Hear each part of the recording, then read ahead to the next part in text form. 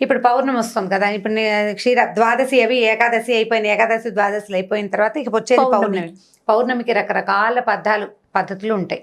కొంతమంది పెద్దవారు చెప్పినవి ఫాలో అవుతారు, ప్రతి సంవత్సరం కొత్త, ఈ సంవత్సరం ఏం చేయాలి అని.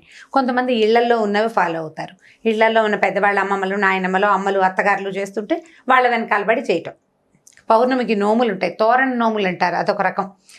దాని మీద బాగా వివరంగా నాకు తెలీదు. తోరాలు ఉంటాయి, ప్రతి సంవత్సరము ఆ తోరాలు తీసి దాచిపెట్టుకుంటారట, అదొకటి. కేదారేశ్వర వ్రతం చేసుకునే వాళ్ళు కొంతమంది, సత్యనారాయణ వ్రతం చేసుకుంటారు కొంతమంది. ఆ సత్యనారాయణ వ్రతం కూడా చేస్తారు ఈ పౌర్ణమి నాటికి. కేదారేశ్వర వ్రతం అని విన్నాను కానీ సత్యనారాయణ వ్రతం కూడా చేసుకుంటారు, ఇదొకటి. అక్కడి నుంచి లేకపోతే మనం ఏం చేస్తాము, 365 ఒత్తులు వెలిగించుకోవడం. సంవత్సరం అంతా వెలిగించకపోయినా, లేకపోతే ఇబ్బంది రోజుల్లో వెలిగించకపోయినా ఆ దోషం పోవటానికి భార్యకు ఒక 365, భర్తకు ఒక 365 వెలిగించాలని, ఇవి రెండు వెలిగించి పెట్టుకోవటం. ఈ దేవాలయానికి వెళ్ళే పద్ధతి ఒకటి. దేవాలయానికి అంటే మన ఇంట్లో సాగదు, నిలబెట్టలేము, లేకపోతే మనకే ఏమిటంటే యాంబియన్స్, వాతావరణం సరిగ్గా లేదనిపిస్తుంది. దేవాలయానికి వెళ్తే ఒక ఆధ్యాత్మిక వాతావరణం ఉంటుంది, కొంత స్థిమితం ఉంటుంది. గుళ్ళో చాలా మంది పెడుతుంటారు, వాళ్ళతో పాటు పెడితే మనకు కూడా కొంత ఆధ్యాత్మిక భావాలు ఇంకొంచెం పెంపొందుతాయి కదా. సరే, దేవాలయానికి వెళ్ళి పెట్టేటట్టయితే దేవాలయంలో పెట్టుకోవటం, లేకపోతే మన ఇంట్లోనే. నేనైతే ఈ దేవాలయాలకి వెళ్ళలేను, అంతమంది గుంపులుగా జనం ఉండి ఒకళ్ళ దీపాలు ఒకళ్ళు తోసేసుకుంటున్నారన్న భావన నాకు ఆసక్తికరంగా వదిలే ఈ పని అనిపిస్తుంది. నేను ఇంట్లో పెట్టుకుంటాను, తులసి దగ్గర పెట్టుకుంటాను. ముగ్గు వేస్తారు తులసి దగ్గర. తులసికి మామూలుగా మా తులసి కొంచెం ఎత్తు మీద ఉంటారు, పైన ఉంటుంది తులసమ్మ, కిందకి దింపుకుంటాను అనమాట. ఆ ఒక రోజుకి ముగ్గేసి ముగ్గులో తులసిని కూర్చోబెడతాం. ఈ తులసికి ముందుకి మళ్ళీ ముగ్గేసుకుంటాం, శంఖచక్రాలు, పద్మము ముగ్గేస్తాం. ఇప్పుడు ఈ పద్మంలో ఈ 2 ప్రమిదలు 365 ఒత్తులు వేసి వెలిగించుకోవటం. ఈ ఒత్తుల్ని మనకి ఇప్పుడు దొరికేస్తున్నాయి, ఇది వరకు చేత్తో చేసుకుని పెట్టుకునేవాళ్ళం, నెల మొదటి నుంచి చేసుకునేవాళ్ళము. ఇప్పుడు దొరికేస్తున్నాయి చక్కగా. ఇంతలా కట్టగడతాడు, పైన చిన్న ఒత్తి పెడతారు. నా చిన్నప్పుడు ఇంట్లో అమ్మ వాళ్ళు, పిన్ని వాళ్ళు వీళ్ళందరూ చేసుకునేవాళ్ళు. విభూతితో చేస్తారు కదా. అంటే విభూతి ఉంటే మనకి ఒత్తి తిరుగుతుంది అనమాట, పురి రావాలి కదా. మనకి మామూలు పత్తి మన చేతికి తిరగదు, విభూతి రాసుకునేసరికి బరగ్గా అవుతుంది. ఈ బరక మీద తిరిగి చక్కగా ఇలా తిరిగి మనకి బాగా వస్తుంది. అప్పుడు దారపు ఒత్తులతోటి చేసుకుంటాం, ఇది ఒక పద్ధతి. ఇప్పుడు దీన్ని ఏం చేస్తాము, ఈ 365 ఒత్తులు అంటే అప్పటికప్పుడు వెలిగిస్తే వెలగదు.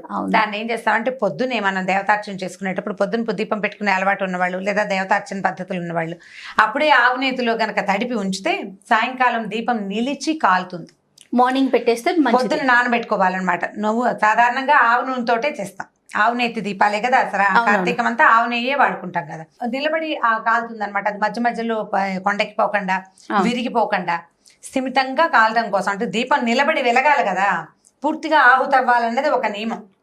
దీపం ఇప్పుడు మనం మామూలు దీపారాధన దేవతార్చన దగ్గర రోజువారీ చేసుకునేటప్పుడు దీపం బాగా నూనె అయ్యే వరకు ఉండటం ఒకటి, దీపం నిలిచి వెలగటం. ఒక్కొక్కసారి ఒత్తులు కూడా ఆహుతైపోతాయి. ఒత్తులు ఆహుతైతే చాలా మంచిదని ఒక భావన.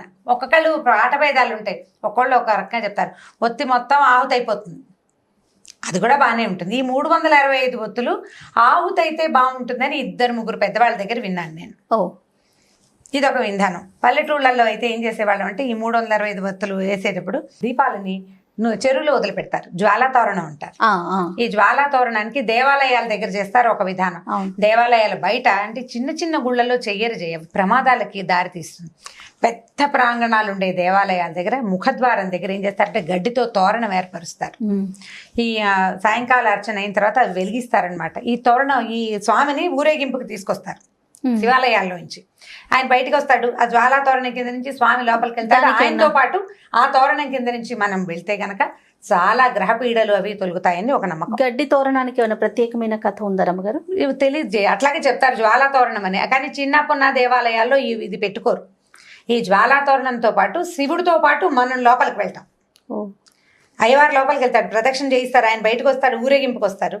తిరిగి స్వామి లోపలికి వచ్చేటప్పుడు ఈ జ్వాల వెలిగిస్తారు. ఈ తోరణం కింద నుంచి అయ్యవారు లోపలికి వెళ్తాడు, ఆయన వెనకాలే భక్తులందరూ హరోహర అని లోపలికి వెళ్తారు. ఈ తోరణం కింద నుంచి వెళ్తే ఈ సంవత్సరపు గ్రహపీడలు, అనారోగ్యాలు అవి తొలగిపోతాయని ఒక నమ్మకం. అన్ని దేవాలయాల్లో చెయ్యరు. ఇప్పుడు మనకు సమర్థంగా ఉంటాయి సిటీల్లో దేవాలయాలు, అక్కడ కొంచెం తక్కువ. సిటీకి కొంచెం దూరంగా ఉండే శివాలయాల్లో ఇవి కనపడుతూ ఉంటాయి. ఇది చేస్తారు ఒకటి. అక్కడి నుంచి అరటి దొప్పల్లో దీపాలు పెడతారు, నీళ్ళల్లో వదిలిపెడితే ఈ నీటిలో కూడా జ్వాల వరుసగా అలా దీపాల వరుస నీళ్ళల్లో కదులుతూ వెళ్తూ కనిపిస్తుంది. నదీ పరివాహక ప్రాంతాల్లో ఎక్కువగా కనిపిస్తుంది. మనం ఇక్కడ నీళ్ళు ఏమున్నాయి, ఒక టబ్బుతో నీళ్ళు పెట్టుకుని నీళ్ళల్లో వదిలిపెట్టడమే ఒక శాస్త్రం కింద. బకెట్లో వదిలిపెట్టామని, టబ్బులో వదిలిపెట్టామని చెప్తారు. టబ్బులో వదిలిపెట్టడం ఏమంత శాస్త్రసమ్మతమైన సంగతి కాదు. మనకి వేరే ఆప్షన్ లేదు కాబట్టి బాత్రూంలో స్నానం చేసినట్టుగా టబ్బులో వదిలిపెట్టడం. జ్వాలని నది పరివాహక ప్రాంతాల్లో కనుక కాలువలో వదిలేమనుకో, కాలువతో పాటు ఆ జ్వాల ముందుకెళ్తుంది. దీపం ముందుకెళ్తుంది. ఇప్పుడు మనం అరటి దొప్పల్లో ఏం చేస్తారు, ఈ చిన్న మూతలతోటి హోల్స్ లాగా చేసి అందులో ఆవునేతి దీపం వెలిగిస్తాం. అది నీళ్ళలో వదిలిపెడితే ప్రవాహ వేగానికి ఆ జ్వాల ముందుకెళ్ళిపోతుంది, దీపం ముందుకెళ్తుంది కదా. అలా వెళ్తున్న వరుస ఆ దారిలో ఉన్నటువంటి చాలా రకాల సూక్ష్మ క్రిములని నాశనం చేస్తుంది. పరివాహక ప్రాంతాలను శుభ్రం చేసే విధానాల్లో ఇదొక విధానంగా భావిస్తారు. పసుపు కుంకుమ పువ్వులు వేసి దీపానికి అర్చన చేస్తారు, ఆ దీపాన్ని వదిలిపెడతారు. అట్లా జాల దీపాలు ముందుకు వెళ్తుంటే ఆధ్యాత్మిక ధోరణి పెంపొందుతుంది, చుట్టుపక్కల వాతావరణం పవిత్రీకరింపబడుతుంది. ఈ పరివాహక ప్రాంతాల్లో ఉన్న చాలా రకాల అనారోగ్యాలు అవి దూరం అవుతాయని నమ్మకం. పాతకాల పద్ధతులు కదా ఇవన్నీ. అప్పుడు ఇలా అపార్ట్మెంట్లు ఇల్లు ఈ గోళాలు లేవు కదా. అక్కడి ఆకాశ దీపాలు పెడతారు, దేవాలయంలో ఆకాశ దీపం పెడతారు. రోజు సాయంకాలం వేసరికి పైకి పెట్టుకుంటారు దీపం. ఇళ్లలో పెట్టలేకపోతాం ఆకాశ దీపం చూడడం. వీటిలలో ఏది కుదిరితే, ఇప్పుడు ఇవన్నీ చేయాల్సిందేనంటే అన్నీ ఎక్కడ చేస్తాం, ఏది కుదిరితే అది చేస్తాం. అయితే కార్తీక మాసానికి రకరకాల కథలు చెప్తాం. పురాణం వినొచ్చు, రోజు వారడి పురాణం వింటాం. కార్తీక ప్రత్యేకత, ప్రతి రోజుకు ఒక కథ ఉంటుంది. 30 రోజులు 30 కథలు వినగలిగితే మంచిది. ఓకే. పౌర్ణమి నాడు ఒక రోజైనా సరే వాళ్ళు ఉపవాసం ఉంటాము, ఏదో చలిమిడి అవి చేసుకుంటాం. చలిమిడి దీపారాధన చేస్తారు, అది కూడా ఒక పద్ధతి. మా ఇళ్లలో కూడా కొంతమంది చేస్తారు. చలిమిడి చేసి ఆవు నెయ్యి పోసి అందులో దీపం పెట్టి వెలిగిస్తారు. ఆ చలిమిడే ప్రసాదంగా స్వీకరిస్తారు. రాత్రి మళ్ళీ వెన్నెల వచ్చేదాకా భోజనం చేయరు. ఇదొక విధానం. ఇన్ని రకరకాలు. ఇప్పుడు నేను చేసే కొన్ని, నాకు తెలిసినవి కొన్ని చెప్తున్నాను నేను. ఇప్పుడు ఇదే విధాయకమా అంటే నేను ప్రతిసారి ఏదో చెప్తా, ఈ ప్రాంతానికి ఇది విధాయకం. కొన్ని ప్రాంతాల్లో చలిమిడి తినరు, కొంతమంది తింటారు. కొంతమంది పళ్ళు నైవేద్యం పెట్టి పళ్ళే తింటారు. అసలు ఏమీ లేకుండా మంచినీళ్ళతో ఉండేవాళ్ళు కొంతమంది. వాళ్ళ అలవాట్లు, ఊళ్ళు, ఆ పద్ధతులను బట్టి. ఎవరికైనా సాధారణ నియమం ఏమిటి, పగలు ఉపవాసం, రాత్రి భోజనం, దీపం ఖచ్చితమైన నియమం. నువ్వు పొద్దున్న తెల్లవారుజామున లేచి పెడతాను, సాయంకాలం పెట్టలేను, ఆఫీస్కి వెళ్తాను, మరి పొద్దునైనా పెట్టు, నీకు కుదిరితే చెయ్యి, ఆ పనైనా చేయాలి నువ్వు. ఇది రెండు రకాలు. పొద్దున సాయంత్రం 2 దీపాలు పెట్టగలిగి ఇళ్లలో ఉండి అవకాశం ఉన్నవాళ్ళు చక్కగా సాయంకాలం కూడా సంధ్య దీపం పెట్టుకుంటే అవన్నీ ఆరోగ్యానికి మంచివి. మనకి ఏంటంటే భగవంతుని చేరడానికి మనం ఎన్నుకున్న రకరకాల మార్గాల్లో ఇది ఒక మార్గం. కార్తీకం చాలా ప్రత్యేకమైన మాసంగా చెప్తాం కదా. పౌర్ణమి నాడు ఇన్ని రకాలు చేస్తాం. 365 ఒత్తులు వెలిగించుకోవటం. నాకు ఇంకొక విధానం ఉంది. ఒక పెద్ద ఆవిడ ఒకసారి చెప్పారు, మామూలుగా ఈ పౌర్ణమి రోజుల్లో పూర్ణచంద్రుడు కనపడతాడు మనకి కదా. ప్రతి చోట, ప్రతి ప్రాంతాల్లోనూ చంద్రుడు కనిపిస్తాడు. ఈ చంద్రుడిలో లలితాదేవిని భావన చేసి, శ్రీ లలిత చదువుకుని లలితా సహస్రనామం చదువుకుని వెండి పళ్ళెంలో కానీ వెండి గిన్నెలో కానీ పాలతోటి పాయసం చేసి, పాయసాన్ని నివేదన చేసి స్వీకరించమంటారు. ఓహో. పౌర్ణమి నాడు గనక ఇట్లా లలిత పారాయణ చేస్తే అది కామ్యమని, కోరిన కోరికలు సిద్ధిస్తాయని, మనశ్శాంతి దొరుకుతుందని చెప్తారు. చంద్రుడు మనఃకారకుడు. మనం మామూలుగా పౌర్ణమి రోజుల్లో సముద్రానికి ఆటుపోట్లు ఎక్కువ అవుతాయి కదా. అవునండి. అందుకని చీకటి పడ్డాక వెళ్ళకూడదంటారు. కొన్ని రకాల కరెంట్స్ ఉత్పన్నమై అవుతాయి, అందుకని పౌర్ణమికి చెప్తారు కదా, పెరుగుతాయి, ఆటుపోట్లు ఎక్కువ అవుతాయి.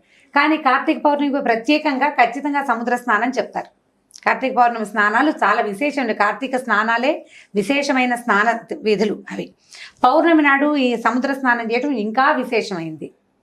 పున్నమి చంద్రుడి వీపు కనుక పడితే ఆ సూర్యుడు చంద్రుడు ఈ నెలల్లో, ఈ మధ్యలో పౌర్ణమికి వాటికి దగ్గరలో సూర్యచంద్రులు ఇద్దరు ఒక్కసారే ఆకాశంలోకి వస్తారని, ఆ వెలుగులు ఈ నదుల మీద పడడం వల్లే వాటిలలో కరెంట్స్, అంటే అందులో ఉండే శక్తి పెరుగుతుందని చెప్తారు.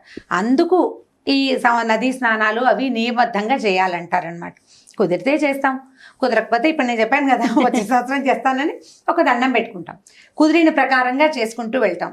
పౌర్ణమి నాడు నియమంగా పగలు ఉపవాసం, సాయంకాలం భోజనం, సాయంత్రం దీపం పెట్టుకోవటం. ఈ 365 ఒత్తులు వెలిగించగలిగితే వెల్ అండ్ గుడ్. నీ వల్ల కాలేదు, సూక్ష్మంలో మోక్షం ఒక దీపమైన, ఒక్క జోడు దీపాలు వెలిగించి చంద్రుణ్ణి చూశాక భోజనం చేయటం. మనం ఏదైనా నివేదన చేసుకుని కుదిరితే మేడ మీదే భోజనం చేయగలిగితే ఆ చంద్రకిరణాల వల్ల మనకి ఆహారం అమృతతుల్యం అవుతుందని చెప్తారు. చీకటి పడ్డాక చేస్తాం. ఎలాగైనా 6ంటికి తినేయం కదా, 7 గంటలు అయిపోతుంది. పాయసం పప్పు ఏదో చేసుకుంటాం. మనకి 5 నుంచి చీకటి అనిపించేస్తుంది. చలికాలం కదా, ఈ చంద్రుడు సోకిన చంద్రకిరణాలు సోకిన ఆహారాన్ని తీసుకుంటే ఆరోగ్య వృద్ధి, మనసు చాలా ప్రశాంతంగా అవుతుందట. మైండ్ కూల్గా ఉండటానికి చంద్రుడు బాగా ఉపకరిస్తాడు. అందుకని వెన్నెట్లో తిరగండి. బాగా డిప్రెస్డ్గా ఉన్న వాళ్ళకి, కాస్త బాధగా ఉంది, వెన్నెల్లో తిరగండి అని చెప్తారు.